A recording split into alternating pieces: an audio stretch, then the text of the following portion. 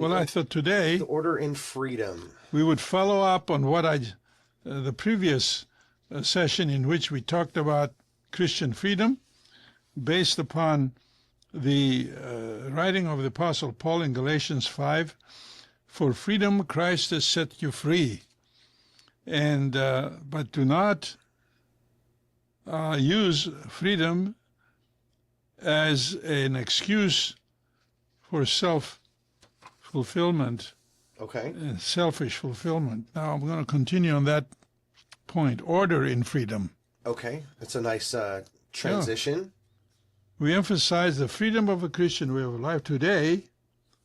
Using the same chapter for our study, we wish to emphasize the place of responsibility and order in Christian life and action. And responsibility and order is underlined. Does it carry Yeah, a little more? The place of responsibility and order. and order. Is the "and" there the gripping?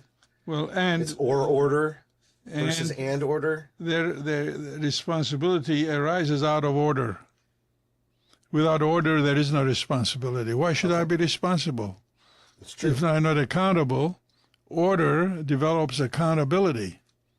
And accountability is absolutely necessary. In America today, our juvenile understanding of freedom is, I don't have to be responsible to anybody. Okay? I am my own boss, and I do what I please, and I go as far as I can with what I want to do. But what happens in the meantime, who cares, as long as I thrive? Now that is the lack of responsibility. Correct. Overemphasis of order in history has produced a strict regimentation in Christendom. The quest for freedom within churches which have abused order has produced many Reformation movements, out of which is our own church. In that time I was talking of Armenian Protestantism or Presbyterianism or Baptist or whatever. Correct. Now, we have a dilemma in America, and I don't know what to do about it. Okay. The dilemma is that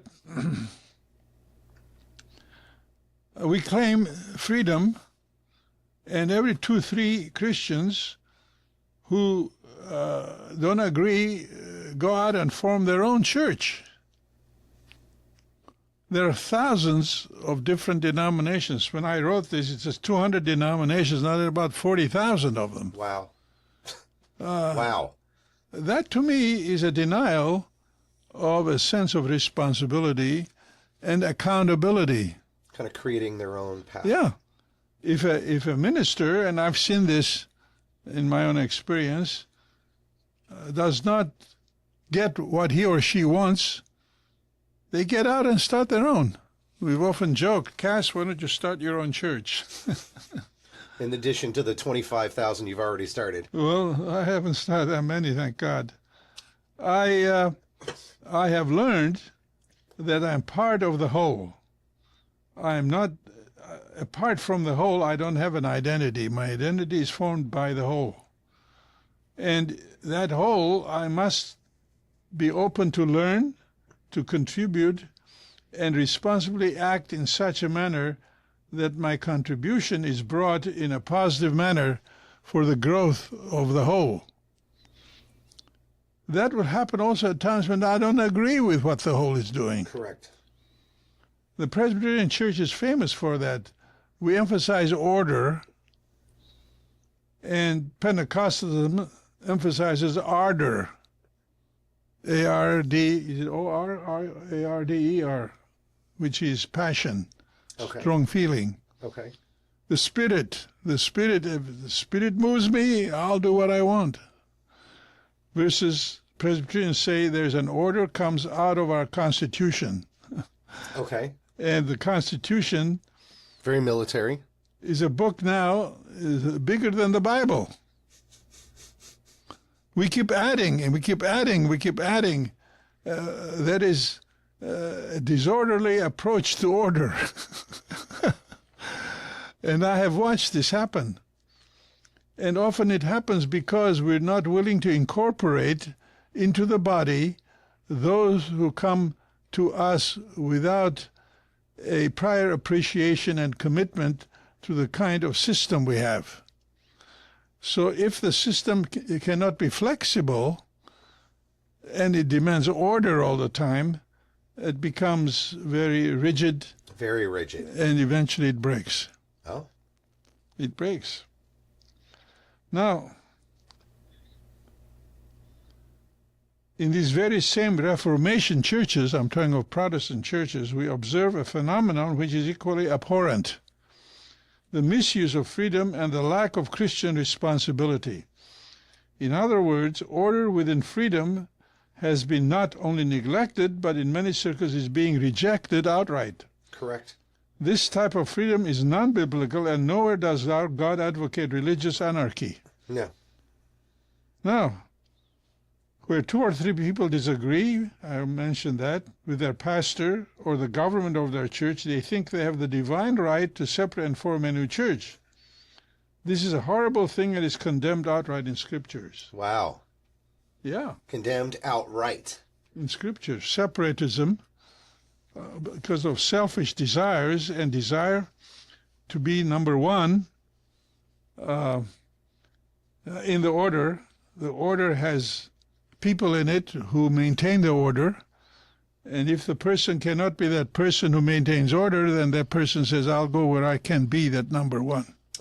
See, so there's a selfish need to be the outstanding voice and leader.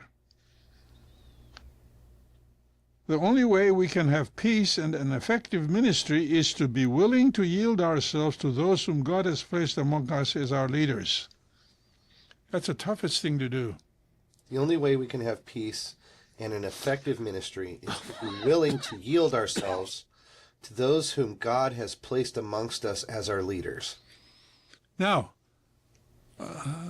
Erika got ordained to be a deacon recently. Correct.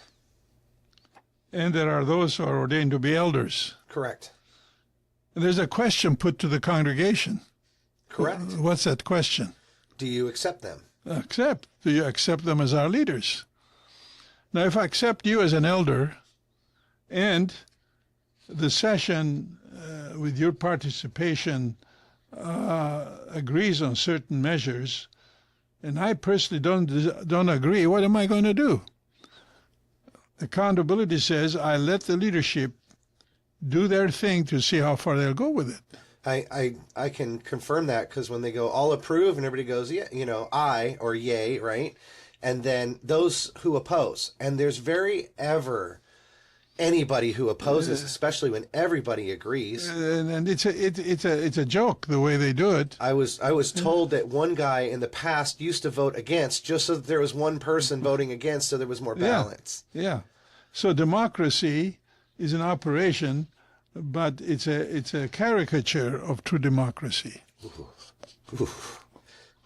Okay? Right there. All right? Now, in our type of church, this means a representative form of government, beginning at the local church level and going all the way to the national. They tell us that the Constitution of the United States was patterned after the Constitution of the Presbyterian Church. Okay. Because Presbyterians were very much in places of leadership in Bay Colony and very orderly, and representative government. So representative government says, if I elect you as my elder, I will listen to you. And he will listen to me. See? And there's a distinct order in the church which is biblically validated. Paul, the apostle, was developing a new church. Okay. And he struggled with this issue. He struggled because there were other apostles, and there were issues over which they did not agree. So what they do, they went back to Jerusalem, where the apostles were, and assembled the apostles. It's Acts chapter 15. Okay. And listened to them. The issue at the time was between Peter and Paul. Peter represented the party that says all non-Jewish Gentile converts must be circumcised to become Christian. We must follow the law. And Paul says, no, God has sent us to the Gentiles in freedom. They can accept Christ without having to conform to that law. Wow. And there was an argument. That must have ruffled a few feathers. Yeah, and they went back to Jerusalem, and in Jerusalem, the apostles, it's the first council, by the way, I call it the first presbytery meeting, agreed that they should not be forced to follow the law. And that's an example to us. So today, I believe that there's order based upon accountability. Am I accountable or not?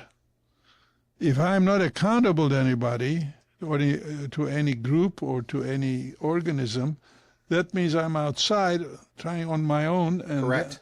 And that is a sign of lack of understanding what true freedom is. Correct. And I think the last statement, the last sentence of this on the next page, Yeah. is something that kind of shouts that out. Okay. So for people who don't understand what accountability means, if you don't mind if I read it, how applicable to the government of the church is the scripture verse which says, if you bite and devour one another, take heed that you are not consumed by one another. Yeah. And that's happening. That's a tattoo. Well, it's a bit long. That's happening. We are consuming ourselves. Correct. We are devouring ourselves. And you're biting and biting. I like biting. Biting is a simple term, like cats bite themselves, dogs bite themselves. And kids bite. And kids bite.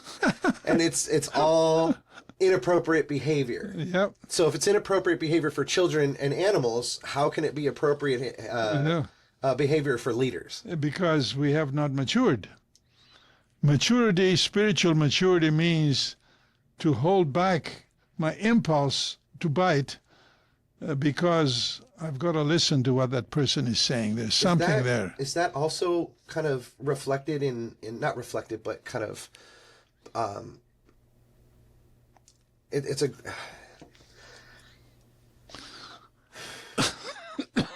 This is really good stuff.